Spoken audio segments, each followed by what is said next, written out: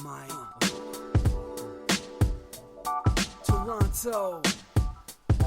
VK on the beat. Check. I'm in Toronto where you wanna get a city love. I'm from Toronto where you wanna get a city love. I'm in Toronto like we wanna get a city love. My city love me back for my city love. I'm in Toronto. Welcome to episode 1274 of Toronto Mic'd, proudly brought to you by Great Lakes Brewery, a fiercely independent craft brewery who believes in supporting communities, good times, and brewing amazing beer. Order online for free local home delivery in the GTA. Palma Pasta. Enjoy the taste of fresh, homemade Italian pasta and entrees from Palma Pasta in Mississauga and Oakville. Season 4 of Yes, We Are Open, the award-winning podcast from Moneris, hosted by FOTM Al Grego. RecycleMyElectronics.ca. Committing to our planet's future means properly recycling our electronics of the past. The Moment Lab. Brand marketing and strategy, PR, advertising and production. You need The Moment Lab. And Ridley Funeral Home. Pillars of the community since 1921. Today, returning to Toronto Mic'd, are Scott MacArthur and Richard Griffin. Welcome back, Scott and Richard. Thanks, Mike. Good to be here, Mike. And there may be a third guest every now and then. John Gibbons may... Yeah, Richard. Yeah, you might answer a question or two like Gibby. You know, for a moment I thought you were going to tell me Macho Man Randy Savage might be showing up. They're pretty close. I have one imitation with just slight variation. Ooh, does Macho Man sound like with a southern accent? Yeah, Kenny. I was hoping I'd get some Macho Man. Like maybe I want to hear Macho Man and John Gibbons chat each other up. That might be the winner. Okay. See, the problem is when you put me on the spot like that, then I have to come up with dialogue. They could tag team with Shea Hillenbrand and Ted Lilly. Yeah, the ship is sinking. Yeah. Love it, man. When the Iron Sheik died, I'm like, I need to talk to Scotty Mac about this, but I don't really want to talk to Scotty Mac. I want to talk to Scotty Mac as Macho Man Randy Savage about the passing of the Iron Sheik. An unfortunate set of circumstances. You're one of the legends of the game, but up there now with Elizabeth. I love that so much. I love it so much. Firstly, Richard Griffin, good to see you again. Were your ears burning on Sunday night? You came up on the Toronto Mic'd podcast. I heard that happened. Listen, though. My good friend and the bête noire of my wife's life for bringing me to Toronto. But I heard that it came up, and I'd love to hear what he said. There's a question later in this program related to these comments by Dave Perkins about you. I just asked everybody for their favorite Montreal Expos memories. And Perk, as I now call him, because he's a good friend, he told me a little Richard Griffin story. And there's a question coming for you on that front. But now that I think of Perk, I know Perk told me, because I'm only calling him Perk now, Dave Perkins told me that he got Great Lakes beer from me during his first visit, and that since that first visit to Toronto Mic'd where he got a 6-pack of GLB, that's the only beer he'll drink now. Like, he'll only buy Great Lakes beer. So now that I've shouted out Great Lakes beer, if you guys want to pop one open on the mic. All right, so Scotty Mac, you got a lager. Yep. Richard Griffin, you got a lager. Not really. That's not really on the mic, Scott. The mic's over here. You gotta go. That's how you go. So cheers to you. Good to see you both. All right. All right, here we go. 2 out of 3. 2 out of 3 ain't bad on the mic there, huh? It's going on. R.I.P. Meatloaf. And Jim Steinman too, who passed away. And Mike, I must say that I was looking forward to listening to you read off your list of sponsors, because that funeral home always gets me, you know? Well, hopefully they don't get you too soon. You looking for a discount? Yeah. You got a business card? Pre-plan. Listen, that's how you save money. You pre-plan. Listen, shout out to Ridley Funeral Home. At 5 o'clock today, Brad Jones from Ridley Funeral Home is going to be here to record his podcast, Life's Undertaking. I hear you guys have a podcast. So much ground to cover. Scotty Mac, two things here because a lot of questions came in about you. But one is I love the flow. I saw this like for the promotions for the Rush Yep. on 1010. You remember that? Those pictures, you had this flow, and I'm like, I was jealous. I'm like, look at that guy's hair, and now I can see it for the first time. So, what made you grow out your hair? Well, the pandemic did. So everything shut down. Yeah. And we weren't going to salons. We weren't going to barber shops. We weren't really doing anything. And my last haircut was about a week before the pandemic shut everything down. And so it started to grow March out. 2020. Yeah, early March 2020, night before a charity event for Casey House. I remember I dolled myself up to look really good for that, or as best I could to look good. And then 5 or 6 months in, I'm thinking to myself, well, we're reaching a point here I've never really reached in my life with my hair. And I have no recollection of when salons and barbershops reopened, but by then I was getting near shoulder length, and I'm like, why would, so they're open, so I'm just going to give up on all of this now? Yeah. And you have a good thick head of hair. Let me see. Richard's a bit jealous over there. He's a bit angry at this. A bit.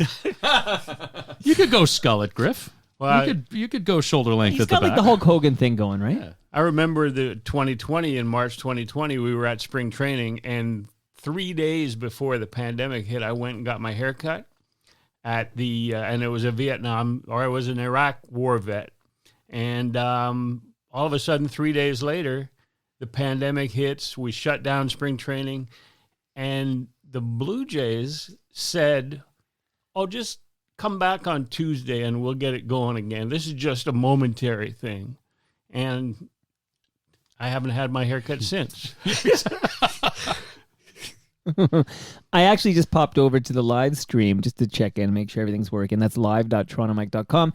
And Moose Grumpy says Scott MacArthur wins the best hair in the room today. And I'm actually upset. Like, I always win that award. So I don't have the best hair in the room today. It's You've you, grown Scotty. yours out a little bit too, haven't you? A little bit. Yeah. I used to, I think it was Ron Hawkins from Lowest to the Low. He came over during, like, this is like, we did a backyard episode during the pandemic. And he told me, Mike, if you can grow it, you should show it. Like, he said that sentence to me, and it really hit, like, it really struck a nerve. Like, yeah, like, no offense, Richard, please cover your ears for a moment Just here. to be clear, he was talking about your head hair. Yeah, okay.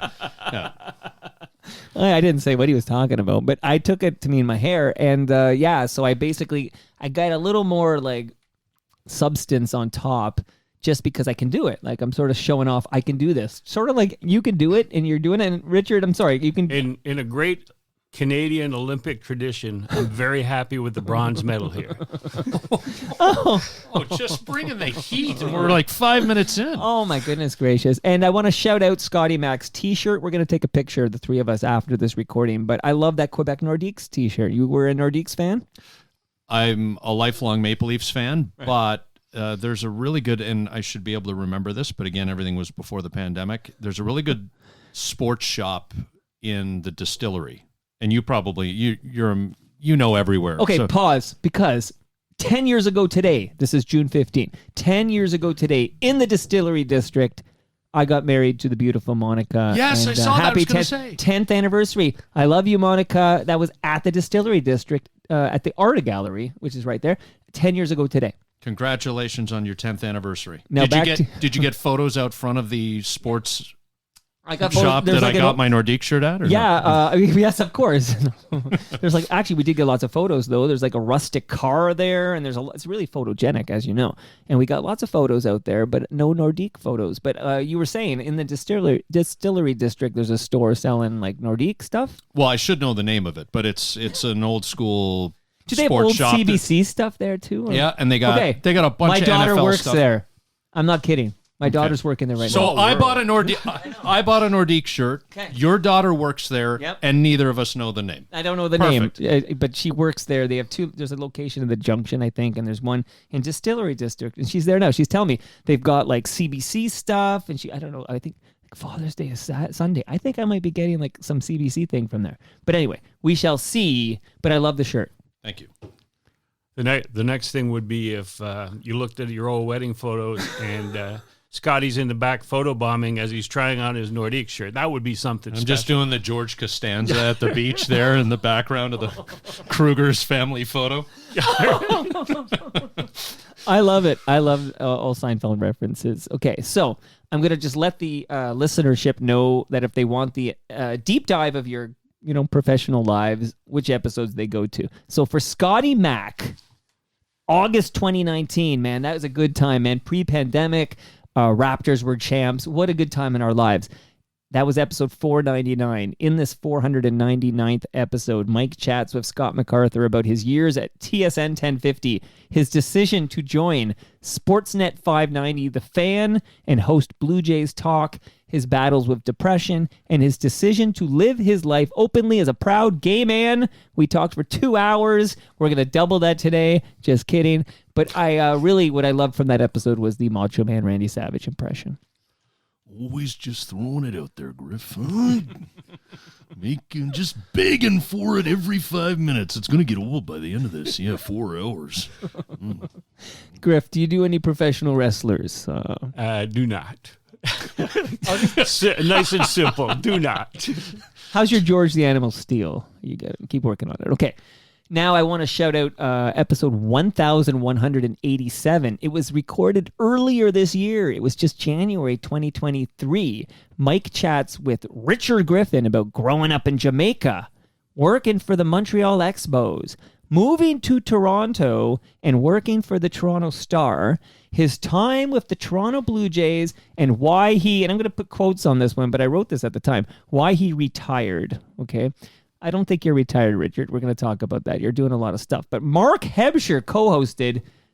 I got to say, since then, Hebsy quit his show. Like, he literally up and quit Hebsy on Sports. Did you have anything to do with that, Richard Griffin? I think he's concentrating on his golf career now. That I see him on Facebook and wherever, and he's only on the golf course anymore. So I lost him to golf. I do not take credit for 5 years. So I'm 10 years with Monica, but I was 5 years with Hebsy. Every single Friday morning, we went live and did Hebsy on Sports. And I didn't get any advance notice. I found out during the final episode that it was the last episode.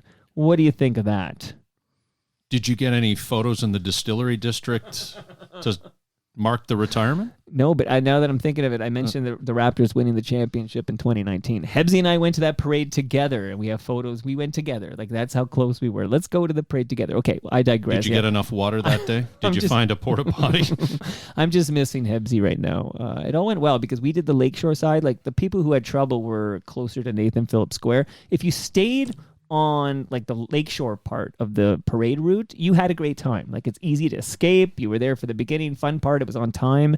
Like, that was the pro move, is staying on the Lakeshore side. I moved around that time from a place on Fort York to the East End, and had the Raptors won at home in Game 5, parade day would have been my move day. Wow. Instead, my move day was the night of Game 6. Right. So that would have messed things up, I think, the way that parade went. You would have been fucked, Scotty. I don't think the moving truck would have made it across the city. All right, I have to start with you at 590, Scott MacArthur. Firstly, good to see you. One of the very first questions that came in was quite simply from a guy named KJ. How are you doing? So maybe before we get going, again, we heard from the great Richard Griffin in January, and we're going to catch up with him shortly, but we haven't talked to you since 2019, and a lot has happened with you, Scott MacArthur. How are you doing? I'm done answering this question in the broader sense because it's up and down with me. But as we sit here right now, I'm doing well. Is that beer tasty? That beer is tasty. And in almost exactly a month from now, I'll be moving east to Nova Scotia for good. Wow. And huge overhaul of the life. So don't ask me exactly what I have planned out there because nothing is set in stone. Uncle Sean Levine, who might be a name that you've heard through the radio grapevine, is living out there. He and I have a couple of ideas and be a matter of putting them into practice. Could be hyper local, but should be a lot of fun. But as I sit here right now, I am happy, I am healthy, and I am enjoying life's transition as I get ready to leave. I'm reconnecting with a lot of people from a long time ago, seeing current friends for coffees, beers, lunches, dinners, what have you, and just filling my time that way when I'm not doing the Exit Philosophy podcast with Griffin. Well, I'm glad you mentioned it, because before we go back, let's talk about this current project with Richard Griffin. Couldn't think of a better guy to start a podcast with. By the way, Griff, I have an opening Friday mornings if you want to slide in there, because FC on Sports is over. But tell me about Exit Philosophy. Well, I was looking after I retired, as I announced that I wasn't on your show, that I was not retiring, but looking for another project. And I was able to track down Scotty Mac on, I guess, looking out over the Atlantic Ocean in Dartmouth. Was it Dartmouth? Well, Dartmouth and Bedford, Halifax, bounced around. And I suggested, because when I sent him a note when he left the Blue Jays, when he left the Fan, I suggested then maybe in the future we'll do a podcast. And then I caught up with him and said, well, what about the podcast? And to my surprise, he said, yeah, that sounds good. You know, that actually sounded good to him. And, you know, But how long was this conversation? probably Like in earlier this year? Yeah. March? Yeah, it was after I was on March. your show. So that was in Yeah, January, right? Yeah. Yeah, Okay. so it was probably in March. I hadn't gone to spring training. It was my first year not going to spring training since 1978, when I presided over the Bill Lee pancake fiasco. But Did we get to hear what that was? Well, you now have to tell that. You can't call something the Bill Lee pancake fiasco and just leave it hanging. Right. Well, that was my first. I was like I was 23. So I'd been working with the Expos for a while, but they sent me to spring training because they trusted me. And so the Red Sox people wanted to come over and interview Bill Lee. And so I prepped Bill Lee on these guys are coming over, including Peter Gammons and a bunch of the older guys. Right. And I took him out by the trailer, and these 5 guys had driven across from, I guess, Lakeland or wherever spring training was for the Red Sox. And they got him outside the trailer, and like a good PR guy, I didn't like hover. I stepped back, and I let the interview take place. Right. And when it was over, I went, so, Bill, how'd it go? And he was shaking. He was visibly trembling because he had told them about marijuana on his pancakes, and the commissioner's office was going to get involved. And all the Red Sox guys had these big smiles as they left.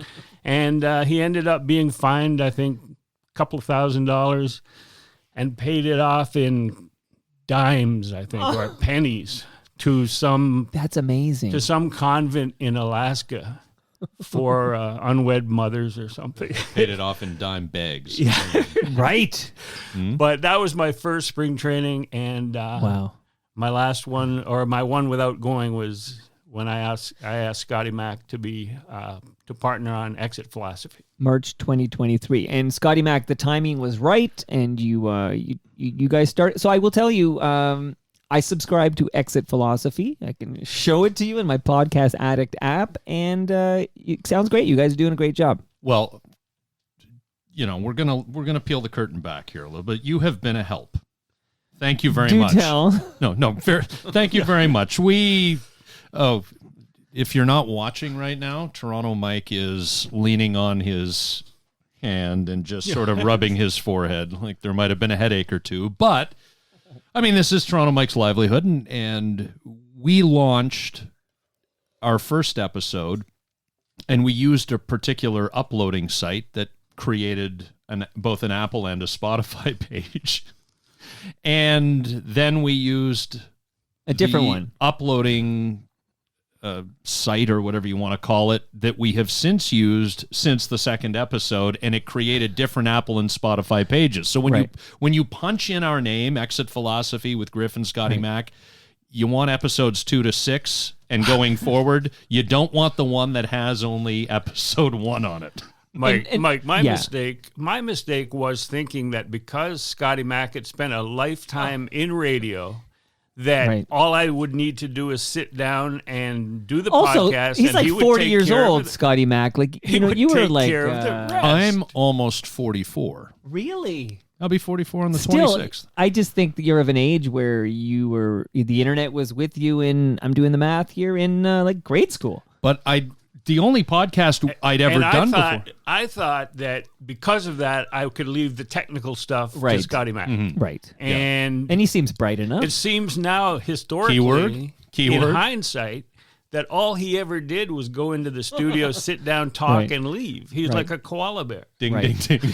Which is where I usually come in, but I would just want to let people know no invoice was received by Scotty Mac and Richard Griffin. I just want to make that clear. Like, I just wanted you guys to be heard. So we got that one. There are 2 instances of Exit Philosophy in these podcast apps, but there's one that you're actively adding new episodes to, and that's the one to follow. So And I don't think we need to work this out on the air, but you can be sure, Mike, before we leave today, I will be asking. So how do we delete that original yeah. Well, it sounds now that I learned whoever logged into that first, site that created those instances, that same login will allow you to delete. So we will talk about that. Okay, afterwards. I was out for lunch on Monday with an old buddy from TSN 1050, and he says, I really enjoyed your premiere episode, but it Yeah, because they subscribe to that and they wait for updates. Hasn't updated It's for very passive. 5 or 6 I'll tell you years. this: when you subscribe to a podcast, I'm like this. I subscribe. Oh, I want to follow this. I subscribe. Yep.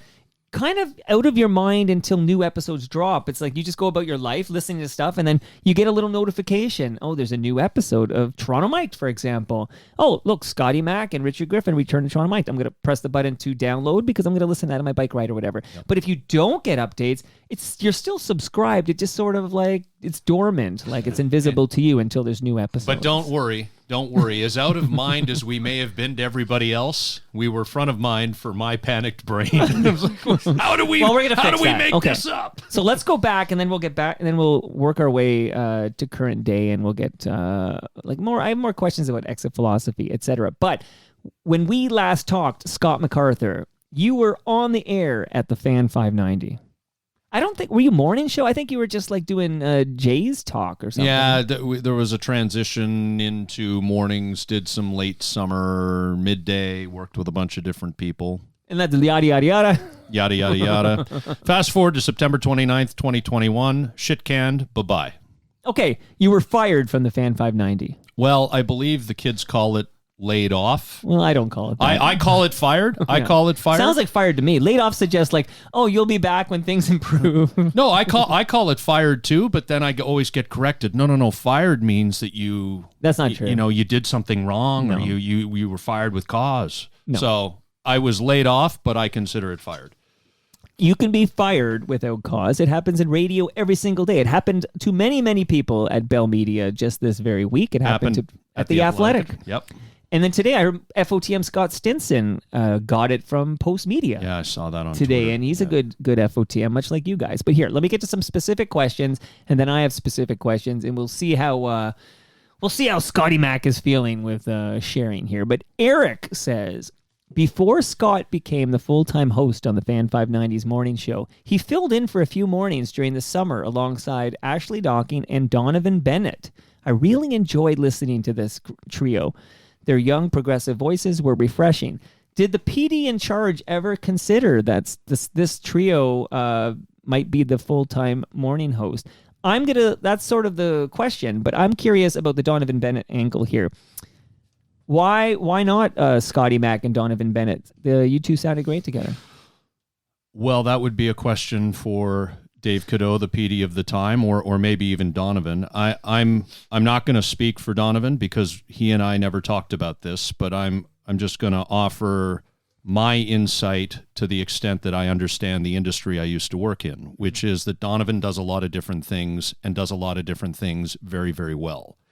And radio at that time, clearly, and this has continued over the last few years, but radio at that time was clearly considered to be in decline. And I'm not sure that someone of Donovan's talents would be best suited to dedicating most of or all of his time to radio. That's a good point. He's a TV star. Maybe he doesn't want to do radio. There's an excellent writer too, right? So Right. Interesting. But you did, now I'll go again. I hope you're not uncomfortable about any of these questions, but these are questions that people have been wondering for a long time here. Ashley Docking, also an FOTM, didn't like me explaining to her how you make the lasagna. I gave her a palma pasta lasagna, and I explained 45 minutes at 375, and she said I was mansplaining how to make the lasagna, and I was just trying to help somebody out with a new sponsor. But you guys, by the way, you guys got lasagnas last time you were on. You're getting lasagnas today. Richard Griffin, you're bringing home a palma pasta lasagna. That'll be Monday's dinner because I'm going to St. Mary's for the festivities, and that'll be on Exit Philosophy on Monday. We'll discuss that. And quickly, I don't think I'll take my lasagna to the golf course tomorrow morning. No. well, depends on the temperature outside. If it's warm in that bunker, you can heat it up. 45 minutes. Does it get to 375 in there? Okay, I want to ask you about palma pasta further. So that's awesome. I want to hear about the St. Mary's, and then we'll get back to Ashley Docking on the Fan 590. I hear that is it your wife, Richard? Who is the big palma pasta fan? Is it in your family there?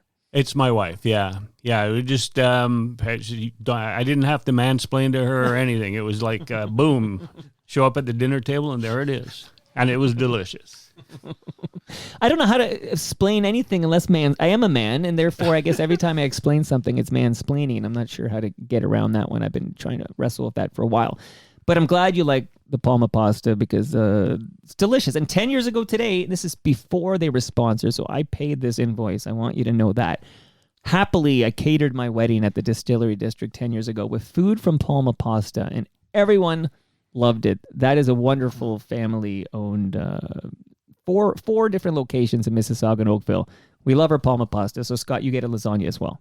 Thank you very much. And I know my mom goes there once or twice a year and loads up, and we often have big family dinners, and every now and then a Palma Pasta lasagna makes an appearance, and nobody is disappointed. Nobody complains about that. Okay. What happened with Ashley Docking on the Fan 590 morning show? She didn't seem to last very long, and then she was gone, and I'm just curious what you can say about that.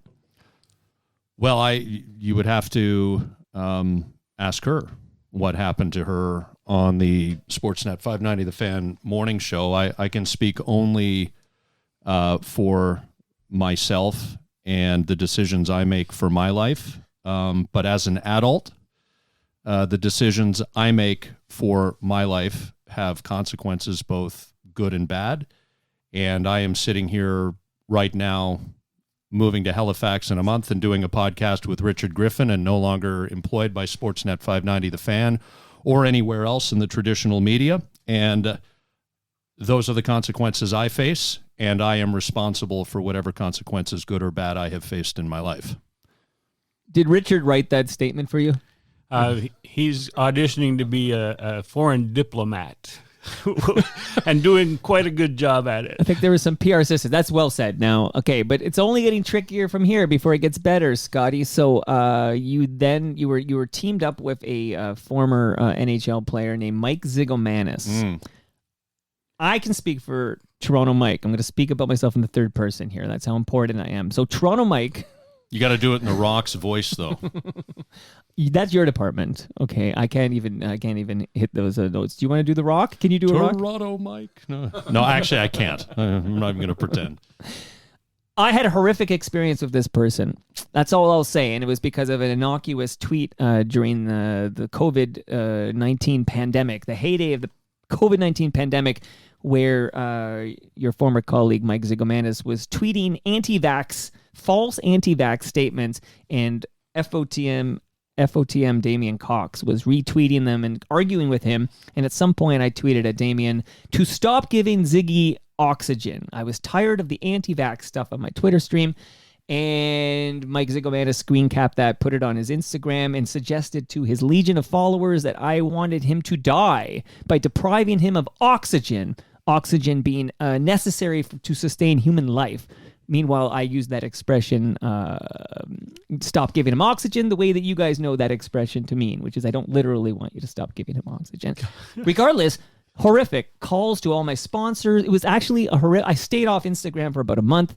The hate mail, even Sean Avery was in my DMs threatening me. This is where we're at in this 2021 or something like that. But I had a terrible experience with him. That said, that's Mike talking, Toronto Mike to be specific. Scotty Mac, how was it working with Mike Zigomanis? So I'm going to answer that question by bringing it back to me. I am an adult, and I am responsible for healing the trouble that I have in my life, and I am responsible for how I conduct myself and for how I treat others around me. And just because life may not be going the way that I want it to on a given day or on a given week or on a given for a very long time, that does not give me license to take it out on other people such as yourself. Did you and Ziggy get it at the same time? Meaning, did you guys get your notice from the Fan 590 that your services were no longer required? I didn't get my notice until 5 minutes after the show that I did ended. So I think that was a Wednesday, September the 29th, 2021. He was feted out the door the previous Friday. Okay. Did you see it coming for you? Did you? Yes. Okay. Was I disappointed? No. Mike Lynch writes in, what reason was he given when he was let go from the Fan Morning Show? In my opinion, he, along with Richard Deitch, Stephen Brunt, and Jeff Blair, were the best thing they had going at the time. That's from Mike Lynch. What did they tell you? Well, a few things here. I mean, there is confidentiality that we need to respect, but I actually don't think there really is a secret to keep. It was literally what happens when you are fired or laid off. In this case, it was not done in person. It was done over Zoom or one of those online Teams. Was it Microsoft Teams? Could have been. But I pulled up Microsoft Teams, and I was expecting to see my boss's face on the screen, and instead there was a double box, and in the other box was a human being I did not recognize and whose name I did not know, and I was very quickly introduced to a member of the HR department, and my boss gave a 25, 30-second spiel. Your services are no longer needed, and then the HR person takes you through the legal document that sends you out the door. There was no explanation, and I haven't asked for one since. Why weren't you disappointed? You suggested that you were not upset by this. I think my time had come to an end there. Again, the future of radio at that time seemed perilous, and I was looking around, and I just wasn't feeling like I was a fit. If I ever write my autobiography, it would probably be only for me, because I don't think it's that interesting. But from a strictly, and I have zero regrets about where I am in my life right now. Zero. Which is beautiful to hear. Regrets. But if I were to look back and say, geez, I really hope to make it to 60 or 65 as a radio host. And I don't think anybody's going to do that if they're my age now, because look at the state of the industry. But let's just hypothetically say so. Right. The worst professional decision I made was to leave TSN. So when they ask you any regrets, you'd say, yeah. No, because I wouldn't be here right now. Oh, yeah. With an impending move to the East Coast. But professionally, if my professional career in the legacy or mainstream broadcasting industry was the highest priority in my life, the decision I made in late 2018 was the turning point. And not for the good. How much of a role does the pandemic play in all this? Do you think that was just an unfortunate accelerator in terms of what was wrong with your fit at that gig? No, I don't, because a part of me recognized it pretty much right away, and then I tried to make the best of it. But again, life lessons. Right? I mean, that's all these things are. Griff's been in baseball for 50 years. He can tell you about good moments, not so good moments he had to pivot off of and come out a better person for, and all of that. I had a sense pretty much right away that I wasn't so sure that my personality was going to be lockstep with what was going on. So, Griff, And by the way, my apologies for ignoring you the last 20 minutes, but you can understand all the Scotty Mac questions. I was fascinated listening to the answers. And before you start, I will say that I'm delighted that it ended up with us in your studio, because nobody could have co-hosted Exit Philosophy. Nobody would have teamed up in an experimental podcast that I was looking at that could have done or been a better partner than Scotty Mac. And it makes it so easy for me to tell stories and to tap into that 50 years of baseball experience as we discuss baseball issues, the Anthony Bass thing. I mean, there's all sorts of things. Which we're going to get to, by the way, because as you can imagine, questions came in about the Anthony Bass. I really appreciate Griff's kindness in saying that. And I don't even think I thought twice. I can't remember if you texted me or called me, or if you texted me and said, "Hey, let's talk on the phone." Yeah. But how'd you track him down? I feel like, again... Well, he's got my number. Yeah. I have your number, though, and I know I texted you at least once during... maybe it was after the 10-10 stuff, was just to check in and see if you're okay, and you ignored my text. Well, I did go dark for a period of time. I did go dark for a period of time. All right, we'll get there. Let's go in chronological order here. Okay. So, Mike, did you... When was I on your show? January. January. Right? Well, I had ignored you for 15 years. Why did you ignore me? Let's talk about that. Why did you, Richard Griffin? I'm sure I asked you this in January, but Hebsy was with me. But now I'm asking you, why did you ignore me for 15 years? Well, when I was writing, I didn't want to share what I was about to write, and when I was with the Blue Jays, I didn't want to say anything truthful and get me fired. Smart. I do hear that. There's a lot of people in mainstream media that are like, the day after I get fired, I'm coming in for my exit interview. And I'm like, oh, I can't wait 2 weeks. What's going on here? Okay, I kid. I do want to ask, I have a few questions here, but your let go, actually for you, Griff, did you ever hear Scotty Mac on the Fan 590 morning show? I did. I mean, I heard him all the time. I'd text him with suggestions and critiques. That was and his afternoon show when he was on TSN radio was my favorite as well. And I really didn't understand the move to be part of the Blue Jays radio broadcast. And I guess in hindsight, neither does Scott. Well, yeah, I think it was the kid's dream, and I learned a little too late that I'm not 8 years old anymore, and maybe I shouldn't chase rainbows and unicorns. When you say a dream, to be on the Blue Jays broadcast? Yeah, well, to be on the Blue Jays radio broadcast, number one. Yeah. Because Wilner... go ahead. But number two, in our line of work, and God knows... that's been reflected this week, as you alluded to. 1,300 people countrywide lost their jobs at Bell Media. And a lot of them, by the way, I learned, haven't actually got the tap yet. Like, it's coming out in the next couple of days. Which is just so classy, right? I mean, think of all the souls who aren't getting sleep when they put their head on the pillow at night right now, wondering what the heck's going on. So it was that following the little boy's dream, but it was also...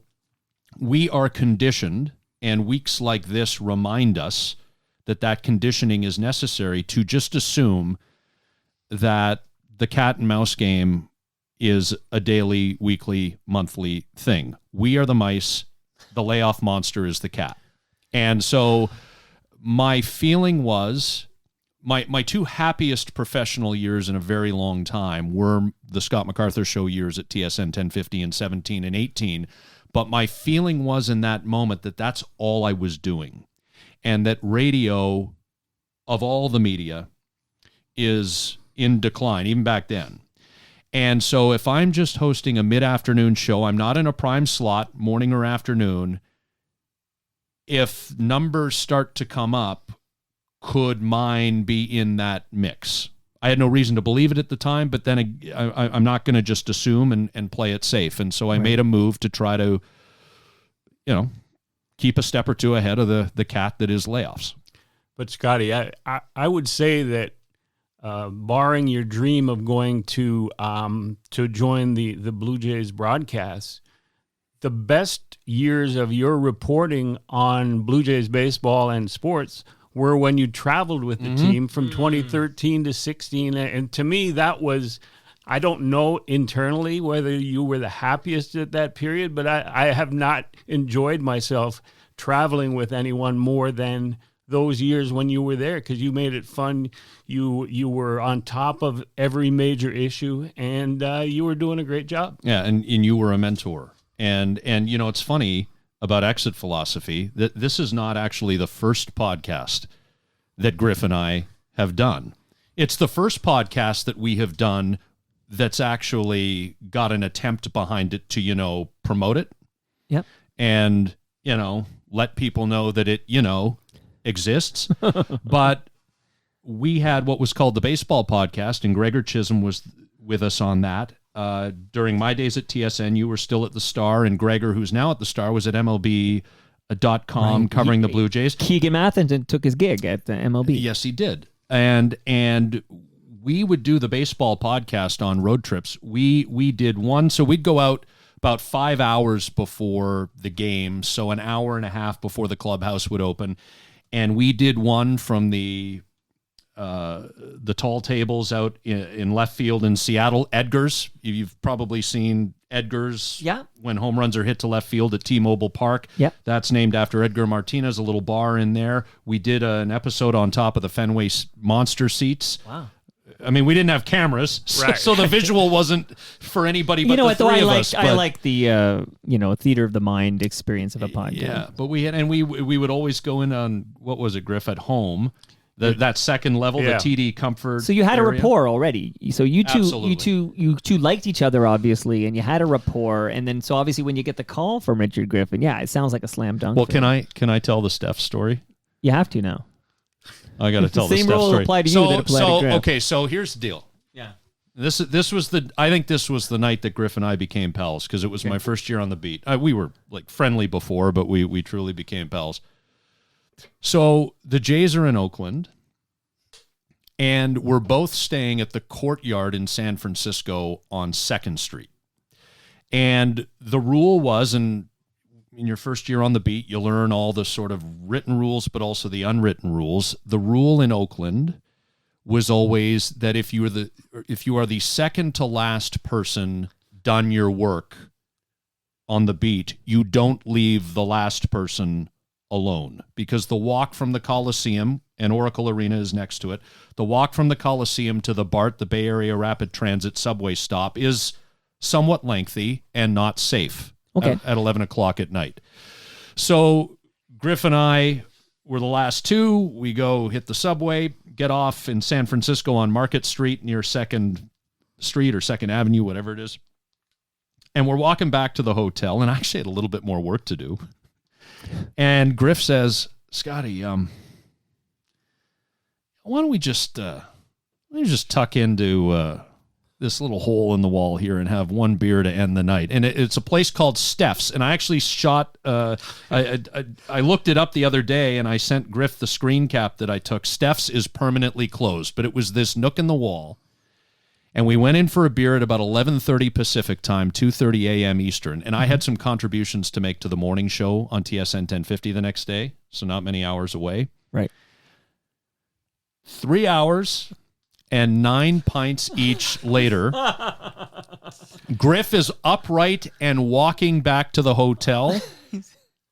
And if I was sideways in a wheelbarrow, if I puked all the way up the street, I have no recollection. All I know is I woke up in my clothes, face down on my bed perfectly made. That would be my Steph. normal place where I stop, because by the time the game is over and by the time you've gone downstairs and come back up, nobody was left at the Star's desk. So the next group was coming in at 7 a.m, which was 4 on the West Coast. So I would just stay at Steph's and finish writing and have my 4 or 9 and then send it when I got back to the room. It was beautiful. And I introduced Scotty Mac to that. But Griff knew Steph's, of course, from his years of travel. And I think that I think a lot of your listeners, Mike, and that's what we try to do on Exit Philosophy as well, when the topics aren't quite as serious as over the last couple of weeks, is just have Griff share old stories. A lot of cool bars, restaurants, the people he went to those bars and restaurants with through the years. That's what we try to bring. So Steph's has nothing to do with Steph Curry. It's STEFFS. Okay. Gotcha. Yeah. And That's it is permanently closed according to Google. Okay. we They kept looking around the corner for us, going, "Where are those guys? We can't stay open." We drained all their kegs. So teaser, because later there's a question for you, Scott MacArthur, about why are you moving to the Maritime? So teaser, because we're going to ask that later, because I still have to get you to 10-10 here. But Gregor Chisholm and Keegan Matheson have something in common. They're Maritimes guys. So there's a little maritime thread. And they're also FOTM. So shout out to Gregor and Keegan. Gregor, who's it told me? Like, Gregor's like, they loved his diet. Like he would eat like just chocolate and candy. Like he had the diet of like a 6-year-old. Well, Gregor's 8'2" and 110 pounds. So well, as we learned, you can lose weight just eating Twinkies, right? It's all about how many calories are going in there. Okay, so Scott MacArthur, you get the news from 590, but you sounds like you saw it coming, and you're out of work. When do conversations pick up again with you and Bell Media, which owns 1050, where you had your best years? Yeah. So I am out of the industry, and I've got my feet up in October and November, and I am moving on in my mind. And to the point that I had applied to Sheridan, Centennial, and my radio alma mater, Algonquin College up in Ottawa, to study social services work in mental health and addictions. Okay. I was moving on. Mm-hmm. And then in the back of my mind, I said, there is one person and only one that I would work for again. Mm-hmm. And his name is Jeff McDonald. And if he doesn't call me, I'm going back to school. You're changing industries, much like somebody like a Howard Berger or a Storm and Norman Rumack. Right. So that should tell you right there for what's to come. That I was done. My head, my heart, whatever you want to say. The game ain't in you no more. The game ain't in me no more. Shout out to Cuddy Wise. Yeah. And, but who called? Jeff McDonald. Yeah, and it was nothing. But there was if he texted me or called me, or I texted him or called him, that was nothing. That could just be, hey, what's up? Yeah. And that's what got the ball rolling on my return to radio and my brief foray into NewsTalk 1010. Okay, so, us Toronto radio historians. So Mike Ben Dixon was the program director at 1010. He's let go. Jeff McDonald's the program director at 1050 TSN Radio. He gets both stations. Like, this is how we're rolling now, okay? And I'm sure they doubled his salary. Of course, because that's just the ethical thing to do if you're going to make him do twice the work. Okay, so Jeff McDonald's now program director at 1010, and he calls you up. And what does he say to you? Well, he doesn't say it right away because it started a back and forth that was more frequent. And at some point in that back and forth, I was presented with the idea of a male-female afternoon drive show, and that I could be the male if... As opposed to the female. Yes, if I wanted to be.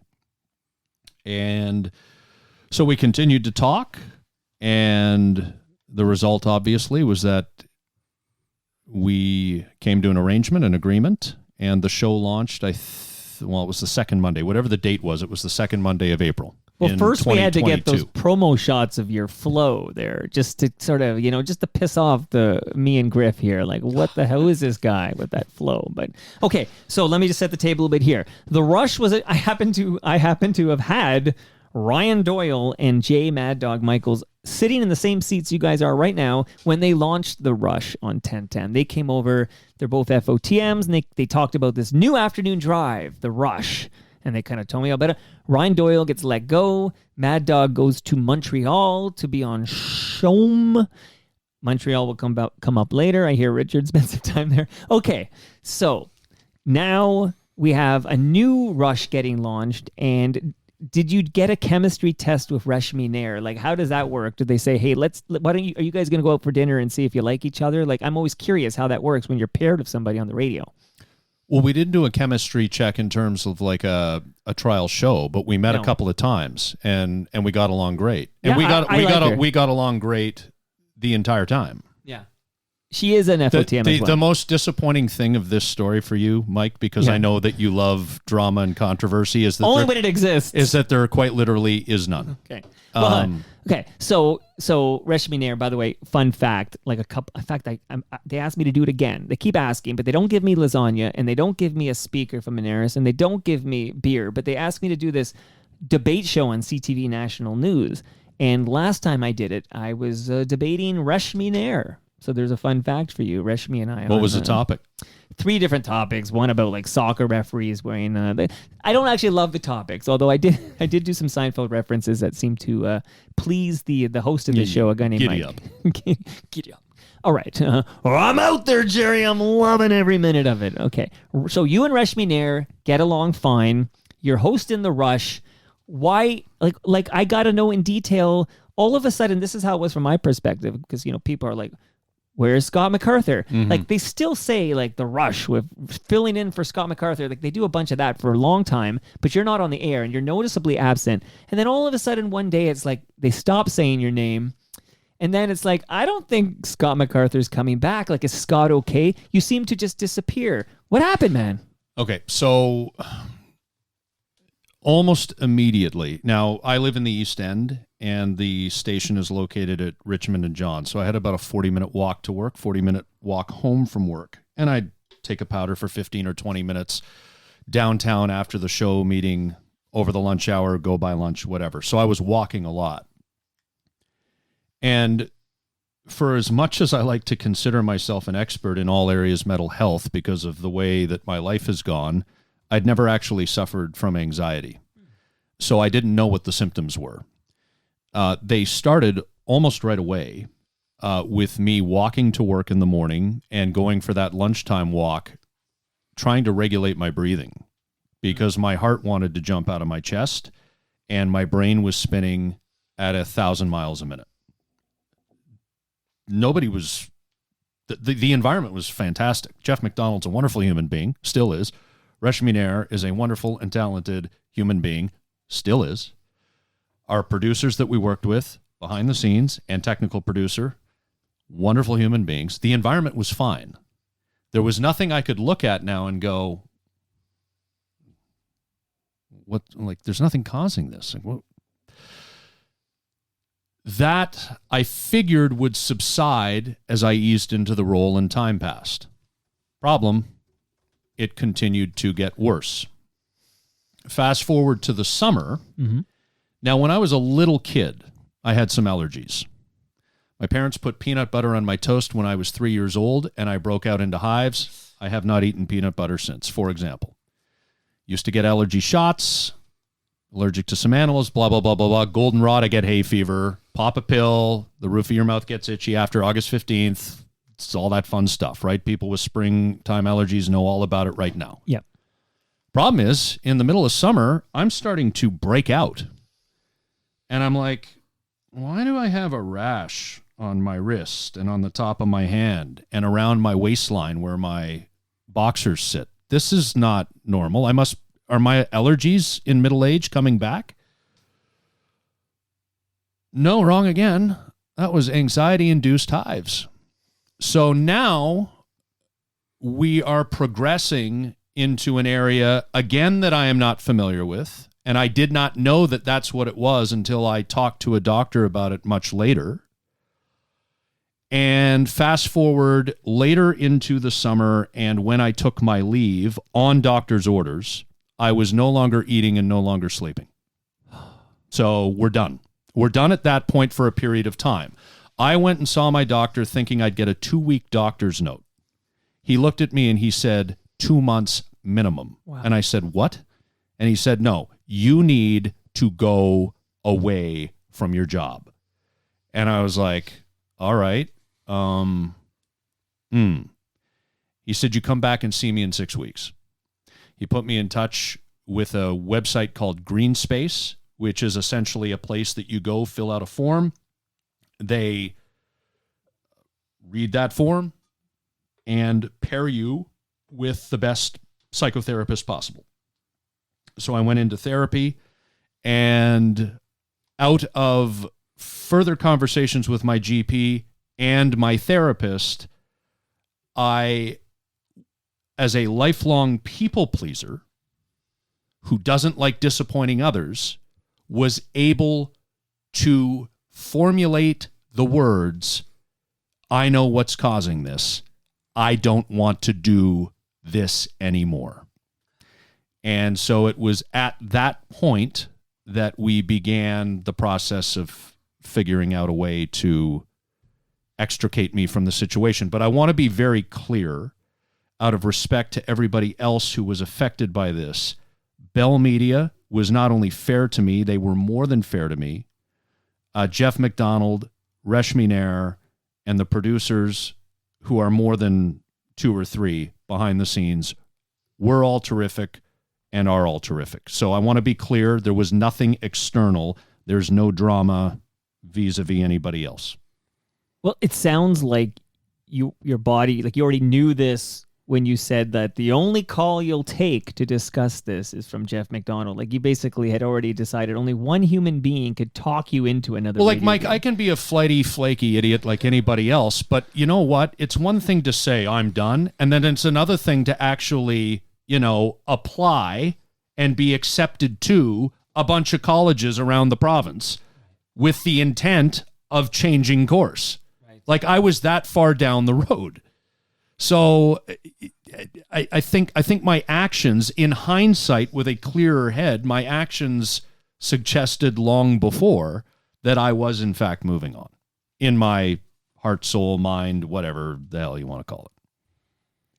I will say people who listen to The Rush with you and Reshmi, in fact, there's somebody right now, Andrew Ward, who's on the live stream, and he says that you were awesome with Reshmi and that you're missed. So it sounds like even when, you're breaking out in hives and suffering from this anxiety on your walks, that you're still, when the red light goes on, you're delivering, like you're doing your job. Did my best. It was, there were a couple of times, and whether Reshmi realized it or not, there were a couple of times that she picked me up off the mat. I flaked in the middle of an interview and just lost my path and said goodbye to the guest with like 3 minutes before commercial. And we just had to backfill. And then she said, is everything all right in the commercial break? And of course I said yes, because we got to come back in 4 minutes and right. I can't be a puddle. That's not fair to my co-host. So there were things actually happening that a listener might not have noticed right. that were a lot closer to disaster than they ended up being. And she's a pro like yourself, so I'm not surprised she was able to pick you off the mat, as you said, which is another great wrestling term there. Now, Hayreft says that he felt that you had great rapport with FOTM Reshmi, and so there's multiple people. She's a terrific broadcaster, and I will say this about her, having gotten to know her to the extent that I did. She truly cares, and she is concerned about, I think, the things that a lot of people are concerned about in this world right now. Wants a better world for her little guy, who I think is 7 years old now. She heart's in the right place, and obviously a very polished and talented broadcaster. No argument from me. Richard Griffin, did you hear any of The Rush featuring Scott MacArthur and Reshmi Nair? I did. When I was driving in the car, I would tune it in because Scott's a friend of mine, and I enjoyed the show. Not always the point of view, but that's what it's all about when you're listening to talk radio. Richard pipes, thinks right? I'm a socialist. Yeah. What are your political? Who are you? Do you live in Toronto? Who are you voting for? Oh yeah, who are you voting for, Richard Griffin? Before you leave here, do you want to get out of here alive? No, you can keep that private, and I'm not even sure you're a resident of the 416. I know Scott won't be for much longer here. Okay, we got one more. But I am voting on my birthday. You know what? You and I almost have the same birthday. You ready for this? I'm June 27. No kidding. Yeah, you're June 26th. Yeah. So I know 3 people now, including my goddaughter, who's getting married on Saturday, and I'm emceeing. Her 26th birthday will be on the 27th of June, day after mine. My mind's blowing because I'm going to attend that wedding. Just kidding. That would be one. Hey, cancers. That's right. The moon children. Well, Okay. we'll let the rest. We'll let all the other zodiac signs try to figure us the hell out because I'm done trying. That's fine. One day apart, Scott. And I knew I liked you for a reason. Okay, so you have this. I'm going to call this an epiphany. Like this kind of courageous of you to talk about it like this because you don't hear this story very often. Where you have an afternoon drive show on what was once the biggest AM. Maybe it still is. I don't know. But AM. We can talk about the trouble AM is having because they're closing and shuttering a lot of stations. But they haven't shuttered NewsTalk 1010 yet. Big station. You're the afternoon drive host, and you literally have this epiphany that you don't want to do that anymore. It's bad for your health. Yes. So where do you want me to go with that? Well, basically, is at that point interesting that, I guess at that point you quit? Well, I needed to be sure. And so a few months went by before the wheels were put in motion for me extricating myself and also freeing the company from any responsibility to me. But I knew in the first month or two of this year that the likelihood of me returning was not high. So at what point in this do you say to, I guess it's to Jeff, I guess you say that I'm not returning? Well, by this point, there are lawyers involved and different things. All right.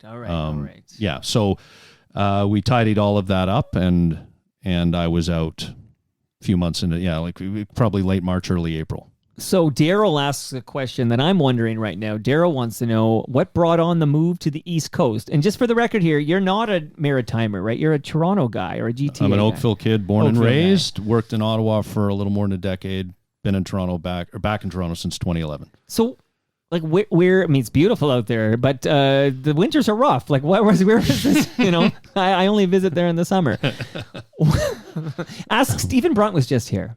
Newfoundland, yeah. Great story. Yeah, exactly. He dropped by just on his way to Newfoundland, where normally he has to come back at Labor Day because he has to go on the air, but now he doesn't have to go on the air for the first time in a long time because he's no longer at Rogers. But fascinating conversation. But even he winters in GTA. Tell me what brought on the move to the East Coast. So I think 2 names that you'll know. Uncle Sean Levine, who was my producer at TSN 1050, and Paul Hollingsworth, who is a born and raised Haligonian. You see him on TSN. He typically covers World Series. He'll fly into Toronto and do some anchoring of Weekend Sports Center. Okay. Those are my 2 close friends out there. And Shawnee was laid off or fired in March of 2019. And Sean, when COVID hit, moved back home to Kempville and lived on his father's farm because Sean was in a horrific car wreck when he was 21 years old and it still has lingering effects. This is more than 30 years ago now. Okay. And felt that he needed to be isolated because if he caught COVID, it could get him. And so I get a text from him in the summer of 2020, and he goes, I'm coming down to Toronto to say goodbye to some people, and we got to meet up and go for a walk. I'm moving east. And he had a friend who had lured him out there with a job. And so we naturally stayed in touch off and on. And Sean would repeat to me in text or if we'd talk on the phone, Scott, you are always complaining about the congestion in Toronto. You are always complaining about the fast pace. You are just off the charts introverted, and you just this place and you would agree with each other. So I'm like, okay, I'm always iffy on somebody having like a full religious experience. But Right. Sean Like a was selling, conversion, yeah, right. Sean was selling like Nova Scotia as if it had been a religious conversion for him. Right. So I finally went out there. Okay.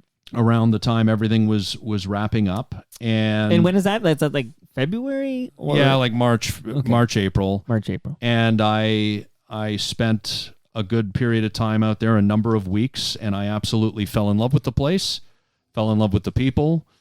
And I thought, my God, like he actually, for all this religious conversion comparison that I've been having in the back of my mind, he actually undersold it. Wow. And so Hollywood, Paul Hollingsworth, Hollywood is his nickname, and Sean After Levine, Hollywood Hogan. brother. And so a couple of friends who know each other but aren't close friends with each other, both encouraged me to come out there, and it lived up to the hype. The funny thing is, though, Mike, is the number of people back here that I have told, the first time I've told them I'm moving east, they have all, almost to a person, replied, yeah, you've been talking about that for years. Except that I had almost no recollection that I'd been talking about it. Fascinating. You've been talking about that for 3, 4, 5 years. And I think I just said it out of frustration. I wasn't like honestly thinking it at the time, but the number of people who were like, yeah, I'm not surprised. Well, you just declared that you're an introvert, and Toronto's a pretty dense city. Like there's a lot of people here. And perhaps maybe you being a natural born introvert, you wanted to be in a place with fewer people? Well, yeah, I don't always say I hate people, but like, well, I didn't say you hated people. Just not even, you don't hate Griff. Yeah. I don't hate you. I'm sitting in your basement. That's in the second time too. You don't come back. I always say this: you don't come back the second time unless you had a good time, right? It's in the freezer. It's in the freezer. I You was kidding going me? to say. I learned my lesson a long time ago. I was about keep it to in the freezer. abscond with the beer and the lasagna. I'm like, this box is awfully light. Well, your mom in Oakville knows there's an Oakville location of Palmer's Yes, she Pasta. does. Okay. So anyway, that's how it all played out. Is there a Griff, Palma this is how pasta? it works, Griff. Is there a Palma pasta in Bedford, Nova Scotia? I'm taking notes on advertisers and sponsors. Exactly. Just drop it in, right? Shout out to Ridley Funeral Home, future home of Richard Griffin. With And nothing Scott to do with MacArthur. it. And it has nothing to do with the Palmas or the Great Lakes. No, they keep you alive here. I do have more gifts for you shortly, but I am like, this is such a wonderful story that you had a loft in Toronto, right? So you had to sell a place in Toronto. Correct. Okay, so you sell you can buy all of Nova Scotia with the money you get from that loft in Toronto. No.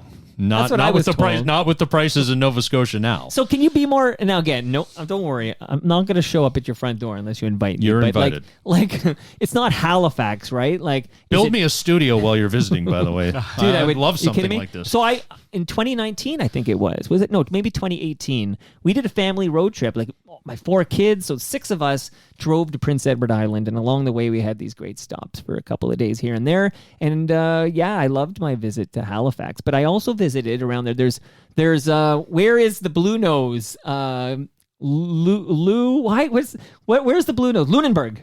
Okay, so I have not been to haven't been Lunenburg there. yet. But the great place for photos, particularly, is you got to go to Peggy's Cove. I've been to Peggy's a few times. They got the lighthouse. So how close are you to Peggy's Cove? Are you living in the lighthouse, Scott? Where I stayed, yeah.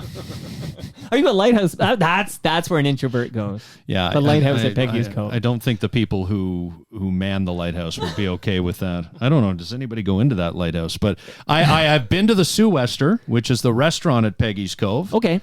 And it is fun, but it is also a tourist trap. Yeah. $33.99 lobster burger is $33.99. But it's a great atmosphere, and You need the Stephs of Peggy's Cove.